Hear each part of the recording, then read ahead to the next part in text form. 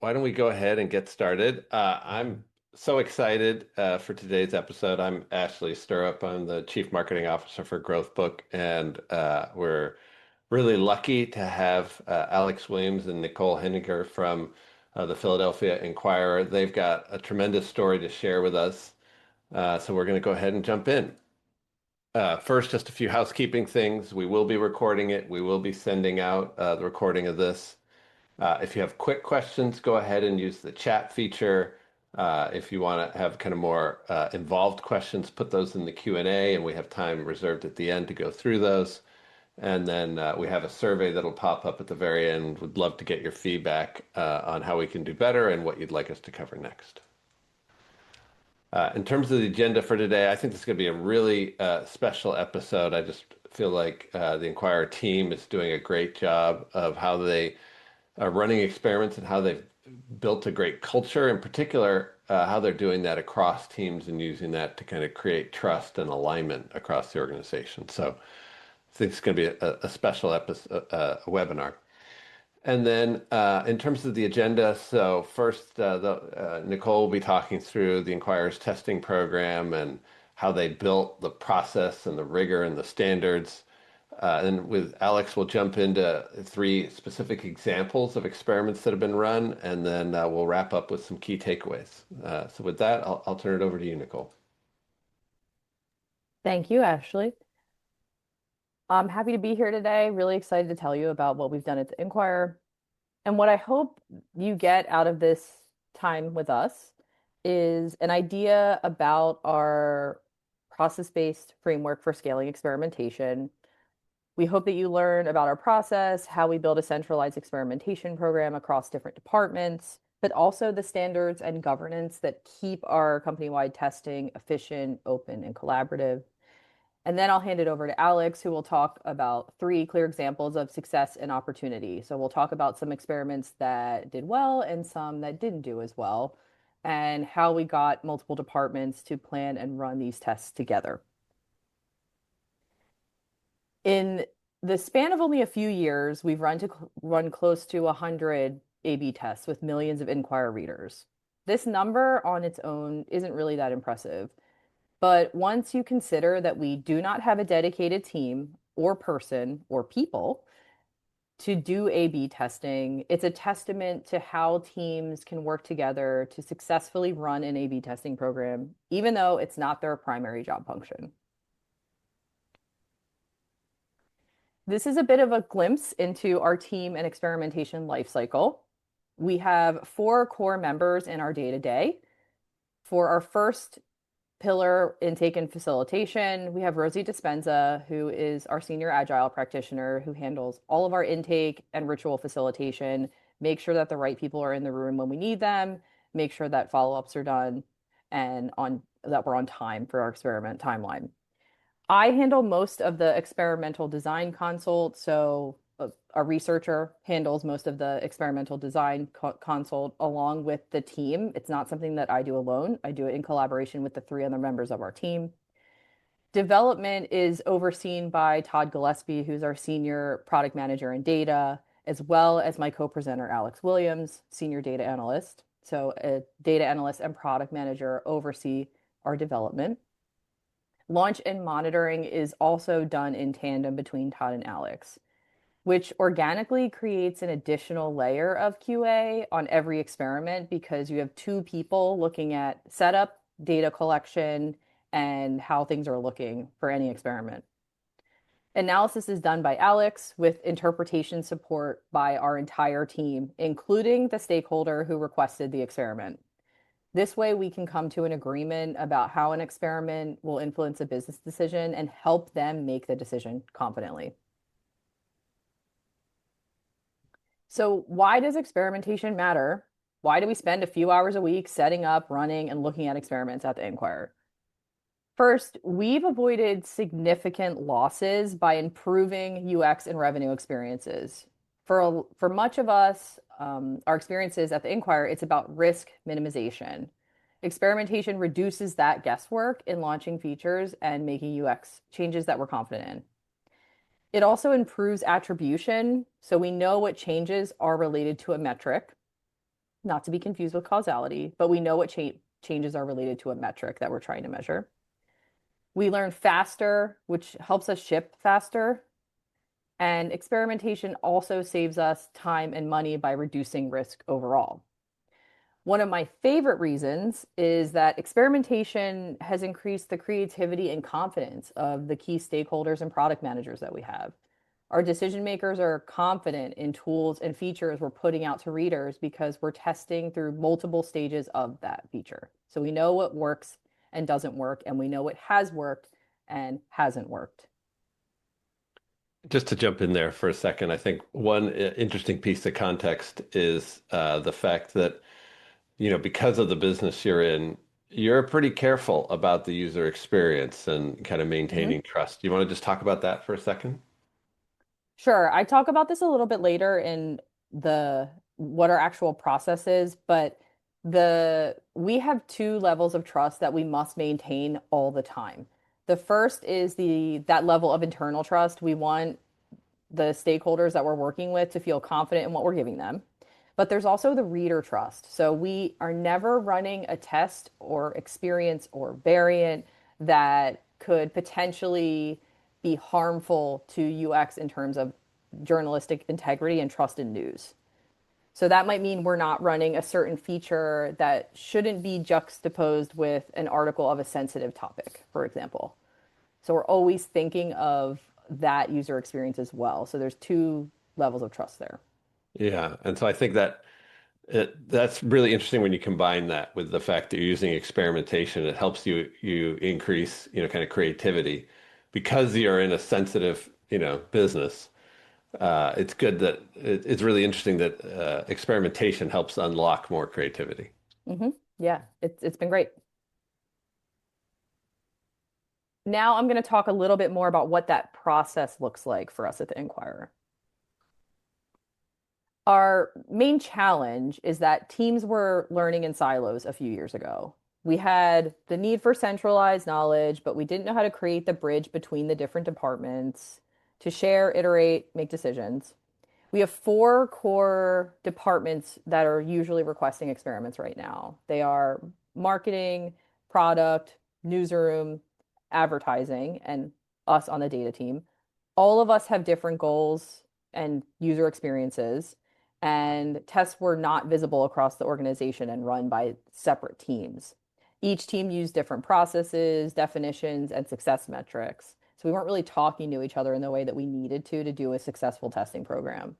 Our solution here has been a centralized and democratized testing approach, and I'll talk about what that is on the next slide. Awesome. And I know at some point you're going to talk about advertising because it's a little bit, people often think of marketing and advertising as the same thing, but do you want to just describe a little bit about the different goals of those groups? Sure. So, I mean, historically, being a newspaper, ad revenue years ago was print advertising in the newspaper. So we have a department institutionally that was dedicated to that over time. Now that unit handles the entire ad experience on site and in print, whereas our marketing teams focus on subscriber acquisition and retention. So they're working on with different goals in mind, really on different segments and products as well. Yeah. And to me, I think one thing that's interesting is how, advertising and newsroom, you really have to think about those two teams together because their products come together in the user experience. You're seeing both side by side. They can both influence each other.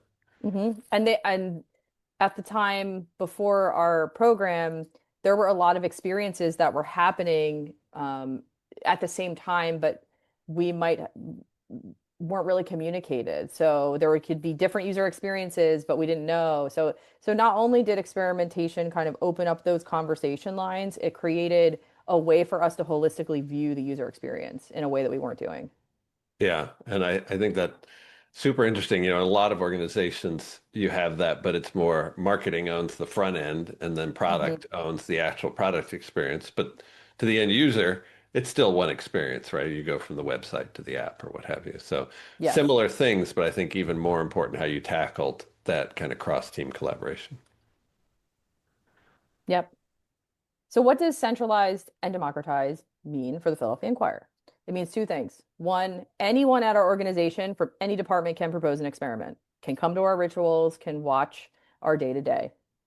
That doesn't mean we're going to run everything that's proposed, but it gives people the autonomy that they feel like they can be involved in this process.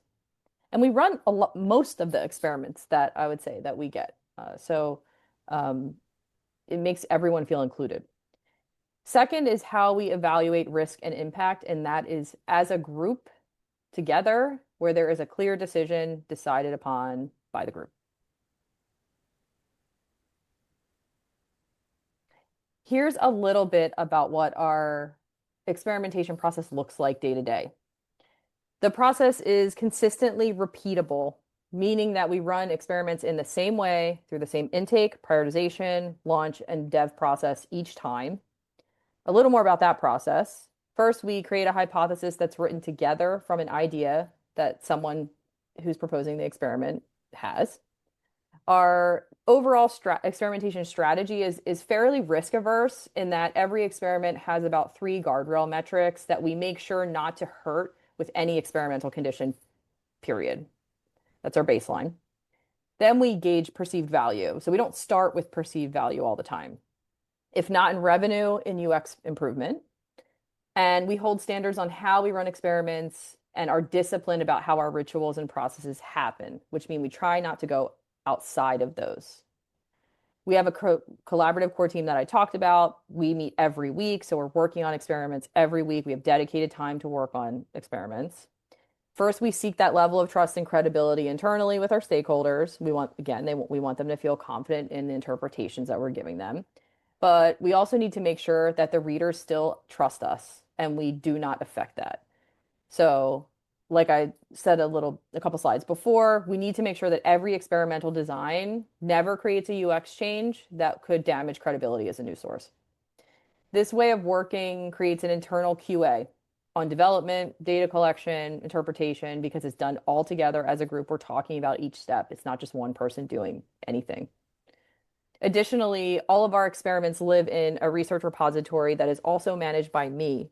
I think that's key in that it should be managed by someone who's on the experimentation team, because then I can communicate to anyone at our org exactly where experiment results live. So anyone can see at our org can see what experiments we've run, how they performed, and what the decision was based on the experiment. I'm now going to hand it over to Alex Williams, who I've had the pleasure of working with, I realize, for over 5 years now, who's going to talk about 3 cases of success and opportunity. Thank you, Nicole. Hi, everyone. I'm Alex Williams, Senior Data Analyst at the Inquirer. I'm going to go over a few recent cross-departmental experiments that really drove our business forward.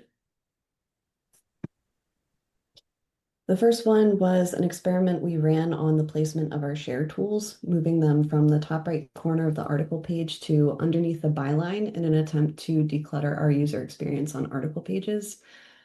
What we learned was that these share tools are functioning pretty well in their current state and position. We observed a roughly 21% decrease in share tool usage with the new placement, most of that decrease coming from mobile users. So while we can safely say that this variant wasn't a winner, we did learn that users on mobile versus desktop use these features very differently. We're obviously not rolling out these changes, but we do now have the knowledge in our back pocket that as we further segment our audience and learn who likes what, we can start customizing the experience for those users. Yeah, and it's pretty interesting because the whole idea was you were trying to just clean up the UI. It was part of a larger UI cleanup project, right? And that sharing is actually really important for the Inquirer because that leads to more subscribers. Somebody shares a great article, and hopefully that leads to a free trial or a subscription or something like that. Right? So important test, right? Absolutely. Yeah. So the next experiment we wanted to talk about was our dual offer paywall creative experiment, which was run in collaboration with marketing. The design of this was pretty simple. We created a new offers landing page with 2 offer cards instead of our usual one that showcased only our basic digital offer at the top. In the control, the user has to scroll to see our new premium subscription offer, but in this new design, Both offers are presented side by side, no scroll necessary. These aren't totally clean comparisons, but we had to compromise here a little to work with our marketing stakeholders toward a shared goal of increasing our premium sub numbers. Otherwise, we would probably prefer to test these individual elements alone rather than making such a large change all at once. Overall, we saw an increase in total subscriptions of 11.8%, with a 28% decrease in basic digital subscriptions offset by a 126% increase in premium subscriptions. This experiment was a massive win for both marketing and experimentation, but even beyond the 11.8% increase to subscriptions, we learned that this new paywall creative more than doubled the number of users who entered our checkout flow. Considering how difficult it is to get users into the checkout funnel, this presents a great opportunity to further iterate on this design, knowing we already have that 11.8% win under our belts. Such a powerful story. That's a massive win for the business and for the experimentation program. Absolutely. We love seeing those sub numbers. Yeah. All right. Our last experiment was one we ran to determine whether a benefit we were paying for the option to offer as part of a premium subscription was actually causing a decrease in conversions. Our marketing team had a hunch that the benefit might actually be hurting us, so we rolled out an experiment using Visual Editor that simply deleted that benefit from our offers page. For context here, you'll notice that the partnership benefit in the screenshot is blurred out. That's just for privacy reasons. The second screenshot shows that benefit disappearing. So in this experiment, we saw a dip of almost 2% in premium subscription conversions. However, that was far outweighed by an almost 16% increase in basic digital subs for an overall bump of about 12.3%. We can't be sure exactly why the partnership benefit hurt our sub numbers in the way that it did, but we're betting that it confused potential subscribers. So that's a really interesting one because you were paying for that benefit and offering it to people, and removing it, you removed the cost and got more subscriptions. So pretty interesting. That one was a double whammy. Yeah.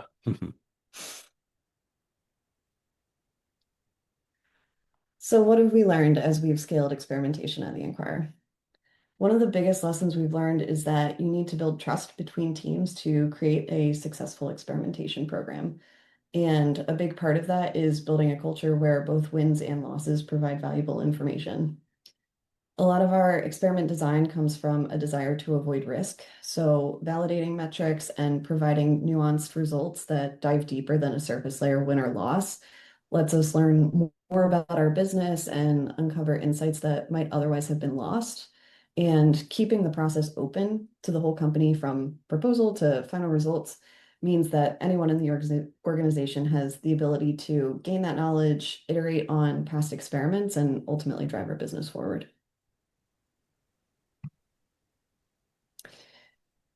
Scaling our experimentation program has had a massive impact on the business, not just by helping us grow revenue, but by helping us identify opportunities to prevent losses and make better decisions with more confidence.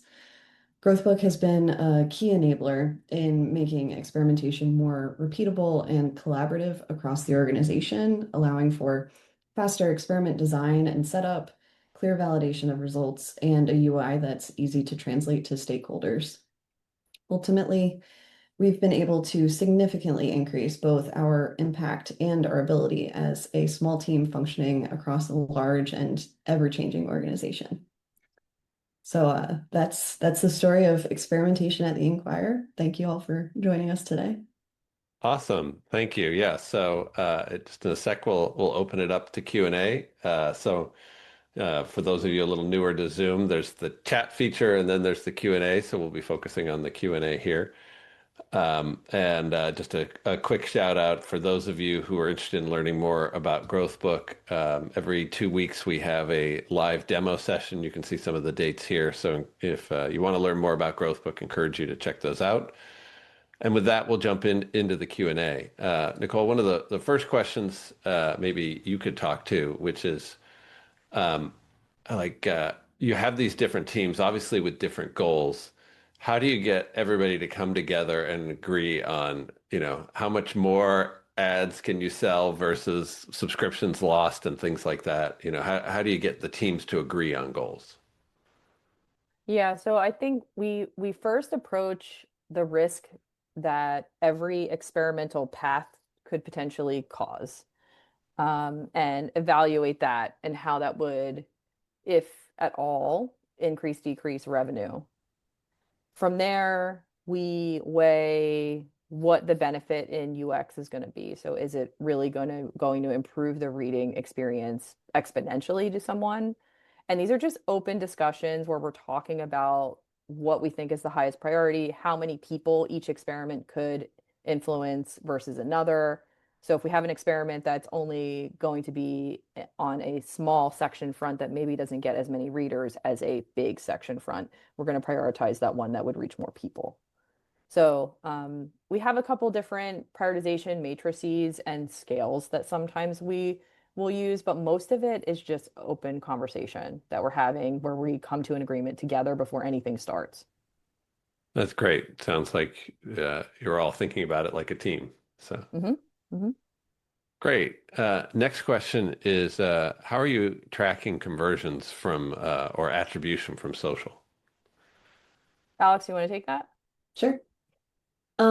So right now we don't have any experiments that are really tracking conversions from social. But the way that we would do that would be through oh, I forget what the little drop down is called, but you can in a new report, you can kind of just like limit the data to, social clicks from whatever Facebook or something like that. We have all these things kind of tagged by link whenever somebody is clicking through an ad or even, I don't know, clicking on a subscribe button. That is appended to the end of the URL. And we would just pull that through in any of our data and just kind of filter the results to that so we can see a breakdown by, people from Facebook or people from any type of social. And then that's one of the things that I do frequently when I look at experiment results is I will just like filter down and see like, is there anything interesting here? So like social would definitely be a fun one to look at. Sounds like you've built a pretty solid data stack around all this. Yes, definitely. We love looking at things super close. So we definitely kind of, created an environment where we make it easy to pull in more data, pull in more information, segment down our experiment results, look more closely. And I think that's also how we kind of build trust with the experimentation department too. Because, we're not just looking at the top line experiment results, we're also looking at like, can we uncover anything more here? Yeah, I think that's super powerful because obviously an experiment results in average, and your power readers might react very differently to a new feature than your new readers. Definitely. So next question's from Tyler. Can you talk more on the ceremonies you have? How frequently, who's included, etc.? Yes, I got this one. So we have tried a few different versions of this. I will tell you the one that we're currently on that has worked the best. We meet weekly for an hour, the core four group of people. I think the titles are relevant, so I will tell you them. So we have an agile practitioner, a product manager in data, an analyst, and a researcher who is me. Um, we are at every meeting, even if we're not consultant on something that day, which is rare. In addition to that, we have any stakeholder who's involved with requesting whatever experiments are on our board. So we manage everything.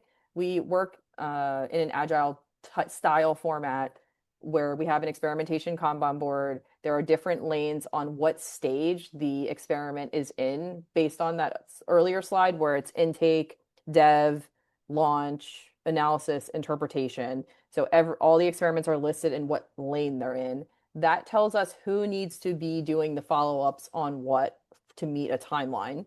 So if an experiment is in dev, that tells our product manager that they need to follow up with engineering to make sure the feature is created. Whereas if something's in design phase, that tells me that I need to ask more questions about what the research questions are, what the hypotheses are. And aside from that, so every other week, our hour time is an office hours time, and for half of it, and that can be any general question about experimentation, and then a process time, where the process time is just our core group talking about what's working. Are there any changes with the platform that we need to be aware of? Is there anything else that we should be doing in a different way? So we have these two sets of meetings that are an hour total each week. And aside from that, um, all of our experiments go through this kind of like ticketing process that is through those swim lanes on the Agile board. I think that's been very helpful. Even if you're not working in an Agile environment, I think it's very helpful to view experiments in that way because you can know exactly where something is held up. So that's been helpful for us. And when we're doing, we also do showcase type presentations from departments. So we might talk about experiments to a larger group at the org. Those happen monthly, and it's based on how relevant an experiment is to the broader org. Some some might not be that interesting to everyone, but others, like the partnership benefit, that's not really interesting to everybody at our org, but the dual offer experiment is. So we would present that to the larger group as well. I'm guessing an important role the four of you play is also helping people strengthen hypotheses. Yes, that has been a personal project of mine since I've come to the Inquirer because I am a recovering academic, and so I'm very rigorously trained in hypothesis testing. And in industry, you don't always have a controlled environment, so you have to compromise with how you're writing hypotheses. And um, I think that the more confident you get your stakeholders to help in the hypothesis writing and generation of what direction they think something's going to go, it helps them buy into the actual experiment and the value in it. So I already see it. Our team sees it, but it helps them see it. Makes total sense. Great. Next question comes from Ben, and I swear Ben doesn't work for GrowthBook. He's asking, what tools do you use for A/B testing? GrowthBook, but it wasn't always that way. We had different tool stacks over different times. We also had different vendors doing different types of things on site that offered some type of A/B testing capability. I will say almost all of our experiments now are running on GrowthBook. That is intentional so that we can be involved in every part of that process. So like GrowthBook is our A/B testing tool. Awesome. From Jeff, on a technical level, how does running these experiments affect web performance? Are these happening on the front end or server side? Does it delay the page from rendering? Um, these are a couple questions. So, does it affect web performance? No, not really. And we've noticed that it doesn't really, because you can test every condition live before it's in actual production, you can tell whether something is going to change any rendering. We haven't had any issues with this. Um, yeah, we haven't had any issues with this. Alex, do you have anything to add there? Also, our technical person is not here, so I would defer to him normally. Got it. Do you know if you're doing server side or client side testing? I don't. I don't. I would guess you're doing server side. I So think that is right. yeah, that tends to be the highest performance way to do it. And the GrowthBook SDKs are very lightweight. So particularly in that environment, you get great performance. Hmm. Great. Next question's from Melissa. Do you have any advice for companies just getting started with experimentation? How can they start growing experimentation as a culture and encourage more people across the organization to participate, ask questions, and feel comfortable testing their ideas? Yes. You need to view experimentation as a teachable moment. And what I mean by that is you first need to be okay. Everyone needs to be okay with failure and know that there's going to be a lot of failure all the time. And that is good because that is how you grow. Once you're there, most people are less afraid to propose ideas because if failure isn't treated like failure and it's treated like growth or learning, then people don't have that negative connotation of, well, I'm going to propose this idea and it's not going to work. It's more that I'm going to propose this idea to see how we can make our product better. So really encouraging, and also just kind of your basic human decency. No question is a bad question. If somebody doesn't have experience in statistics, explain it to them. Um, Make sure that your experimentation models are accessible, and if they're not, get to a place where you can explain them to people who are not with the domain knowledge that you're in. I think that doing all of those things has really helped people feel like they can be part of our process who do not have any quantitative background or technical background. Yeah, just to add to that, I'd say that that whole creating a culture where losing is okay is just so important. So many companies don't realize that 20% is kind of the industry average in terms of win rate. And if you go in with a mindset where everything's got to be a winner, it really makes people afraid and limits the creativity you see on testing and new features that people try out. So super important part of the process.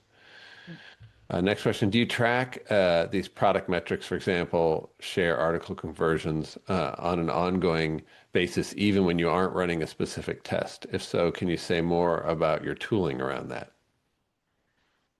We track pretty much everything we can. And if we're running an experiment on something, we kind of like have to create the metric within our data catalog anyway. So usually what happens is we'll go through the experiment. We will, say we put the thing into place. Then it'll probably go to somebody on the data team to set up a dashboard that'll track the metrics on an ongoing basis. As far as our tooling goes, we just use GA4, and we have somebody who is very dedicated to making sure that our instrumentation is set up properly and all of our analytics are firing on all these new features. And we kind of set it up in a way where when, we have a new feature instrumented, most of the time it can kind of come directly into a table that we already have connected to GrowthBook, which makes it, very quick to just go in, create a new metric to track this thing, and then afterward throw it onto a dashboard. Great. Not sure I totally understand this next question, so I'll read it out. Do you look at the experiment's effects on the entire positive uplift for the user journey/experience, or do you mainly focus on purely the test results to say go or no go on a feature? So I guess the question is, are you looking at the full kind of life cycle, or are you being more kind of focused on an individual test and kind of the impact it has there locally? When we started, we were go or no go. Where we are evolving to is the entire user journey. So I think that you kind of have to start at the go or no go when you're creating a culture with different departments that have different goals. So for us, this was the easiest way to get to, okay, what is the entire user journey? Are we testing the user journey? That said, when designing experiments, we are looking at the entire user journey to make sure there are no confounds within the design all the time. Got it. How do you go about developing decision rules based on the results from the preliminary stages of an A/B test? Are these rules common to all experiments, or are they specific rules developed for each experiment? They're specific for each experiment. I'm, yeah, they're specific for each experiment because we have different segments that we will test on, and like product segments and audience segments, and those user experiences are really different. So we do kind of have to approach it almost like product segment, audience segment first, product segment second. And based on those categories, we have kind of like general rules that have developed over time. That makes sense. And you have some kind of key guardrail business performance metrics Yes. that those have to be Yeah, so those pre. those those are kind of like predetermined. So we already know that we don't want something that is hurting a key business metric. So that's like a rule that always exists in the background. Great. What are you doing to optimize the experience for sports users? Very specific question there. We have done a ton of testing on the sports section front. So I think we can talk about that. A couple things. We have a recently, within 2 years, redesigned sports front. We have a couple other features underway for that front as well. And um, on some of the testing side, we've tested things like offering commenting or offering scoreboards. So there are different kinds of features that are specific to the sports experience that we have A/B tested. Super interesting. I hadn't thought about that, but it's got to be a super important part of your business. Well, and it's a very specific niche audience. So it makes sense to test Yeah, aside from, we're not going to take something that was successful in a sports A/B test and apply it to opinion, for example. right. So we usually view those section fronts as almost like distinct reader audiences based on this topic area. Yeah, I would imagine it's also a super engaged audience too. So During sports season, and if the teams are doing well, yes. that's funny. Yeah. Do you ever combine results from on-platform tests with off-platform tests, like in newsletters or paid ads, when they have similar themes? Yes and no. Alex, let me know if you want to jump in here. It's difficult for us to do this based on how our data are set up. So we do Frankenstein analysis sometimes in a post hoc way, usually. But for example, if we're doing something in a newsletter, we might not be that A/B test will come through our group, but it might not be set up in GrowthBook. It might just be something where we just manually split a list and do a post hoc analysis. So even though it might not be going through GrowthBook, it's going through the process with our team. So it's still moving through that board. It's still going through each stage. But anything to add there, Alex? The only thing I was going to add is like, we, this might not be exactly your question, but we definitely use like prior experiment results to inform newer experiment results. So like, for example, if we're looking at an audience maybe that came from a specific newsletter, if we happen to be running an experiment that might deal with that audience on the platform, like we would probably look at that information together.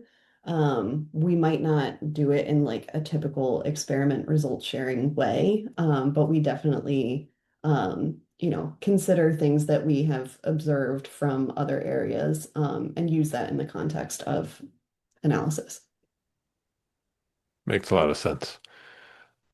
What experiment have you run that's had the largest differential in results? Meaning like competing. I'm um, assuming that that means is that the A and the B, perform very differently. um, maybe one of the ones we proposed here.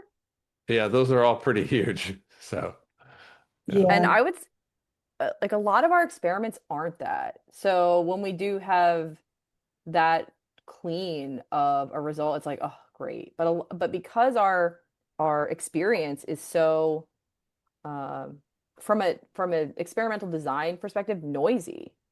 It's we don't always have that. What were you gonna say, Alex? I was just gonna say that for me, like one of the interesting things is when we start like looking down at different segments, like subscribers versus non-subscribers, or like mobile versus desktop. They're not like the full experiment results that we're looking at, but there can be some like wild swings there, that like it'll reach significance, and we can see like I don't know, a 30% difference between like mobile users and desktop users, or subscribers 2% perform 2% better for one, where non-subscribers were 2% less. So there's definitely a lot of interesting stuff like once you dig a layer deeper. Yeah, such a great point. I mean, the user experience on desktop is so different from mobile that, yeah, you can totally see that certain experiments are going to have huge differences in performance. What approach do you use to help stakeholders understand time demands for proper testing, especially if there's excitement for what is being tested? That's a great question. That is a great question. First, you should be thrilled that there's excitement about what's being tested. So you want to manage this like very carefully. GrowthBook has a lot of like built-in functionality that can help you with sampling timing and just letting you know what types of samples you're going to need. We have different timelines for different audiences based on the volume of people that would go through a particular experience. So if we're running something on like a checkout, for example, our checkout gets much less traffic than a general homepage. So we're not having to run homepage experiments as long as a checkout experiment. For us, it's key to communicate to those stakeholders how confident do you want us to be in the results. If you want us to be confident we need this metric to reach significance, here's about the time frame that it's going to take to do that. And that's the functionality in GrowthBook can help you have that answer. But that's how we usually approach the conversation. I think that's a great way to do it. I think I could see for a lot of business people without the stats background, they're like, oh, halfway through is good enough. Hmm. This one looks better, and they don't realize just how much results can vary if you don't power the test enough. Hmm. Next question is frequentist or Bayesian, and why? Um, I am not a statistician. We have used both. We currently use Bayesian because of some of the rules and kind of like theories around being able to look at experiment results early, where you wouldn't do that in a frequentist model in theory. And it doesn't matter because you can look at both in GrowthBook. So I think this is definitely a personal preference. Usually people are trained in one or the other. Usually there are kind of like institutional rules around this. We didn't have them, so we have done both. And right now we use Bayesian. Great. Okay, two more questions and then we'll wrap up. What are your criteria for killing experiments? Do you still wait for stat sig or end the experiment when a metric goes down too much? If if an experiment is affecting something that we didn't think it was affecting, and it doesn't matter if it's stat sig or not, we're probably ending it because that means there's either something else happening that we need to check out on the back end, or we're having an unintended effect with the experiment that we don't want. So we don't always wait for stat sig. We do usually wait for a certain confidence interval. So like if we feel like we're um 80% confident in something or 70% and it's a low risk thing, then we will end it so that we can start another experiment. Because one of the things that are really important for me as part of the design consult is not confounding the experiences. So remaining being able to run tests on different product segments, but also being able to um, know that you aren't like confounding other experiments. So we don't have like the criteria is we know our product and what our audience should be and what our audience does from years of historical data. If we see these numbers move too much, we kill it. Stat sig doesn't matter. Great. Makes a lot of sense. So last question, how do you choose metrics for experiments? Do you deliberately limit the number of metrics to make it easier to draw conclusions? I'll let Alex take this one. This was about a year of work for her. Um, so we choose metrics for each experiment. We a lot of times let the person proposing the experiment or a product manager kind of like suggest metrics, like the things that they want to measure. And then we try to get a better understanding of like what's the decision that's going to happen after this experiment? What are they truly looking to figure out? And then we just make sure that that metric, whatever it is, accurately measures the thing that they are actually trying to measure. Um, as far as limiting the number of metrics, I we don't have a limit. I would say the most we've had on an experiment has been like 10-ish. We usually try to guard against something wrong going wrong by, adding a subscriptions metric. So if we see subscriptions are doing something really weird, that'll be like a guardrail metric. But as far as the normal metrics, we really just want to make sure that we know if a thing is performing well or not. So as long as we feel good about that, then however many metrics we want. Although I will say sometimes I add metrics after the experiment has run, which is really great that we're able to do that. Because as long as analytics are firing on our website, we're able to kind of like go back and see like, okay, maybe this metric didn't give me everything that I wanted, but I can go back and like create a new metric, because the data is there. So that's been really great. Sometimes Yeah. also you don't want to add too many because it's almost like Mhm. the multiple comparisons problem in statistics. Like you're gonna find something if, and it's not gonna make sense to you if you have 20 metrics on something. So it's Mhm. nice that we like Alex said, it's great that we can add something post hoc if we need to because something is unclear. There's an unclear finding Mhm. Yeah. and Just clarify what's going on. Yeah, in case you're not that familiar with GrowthBook, that's one of the things that we kind of tout is we run on top of your warehouse. So if you're already collecting all this data and then after the fact you realize, oh, I wish I'd looked at it by, I don't know, we talked about mobile versus desktop, you can add that metric to an experiment after the fact and actually do the analysis. So that's a nice advantage. One thing I would just encourage people to think about is when you're running an experiment, you want to make sure you're measuring the thing closest to the feature you've added. So maybe it's clicks, maybe it's engagement, something like that. Even though your goal is, say, revenue, you want to be making sure am I actually affecting whatever the metric is that's closest to this new feature? And then, of course, the long-term metric like revenue or what have you.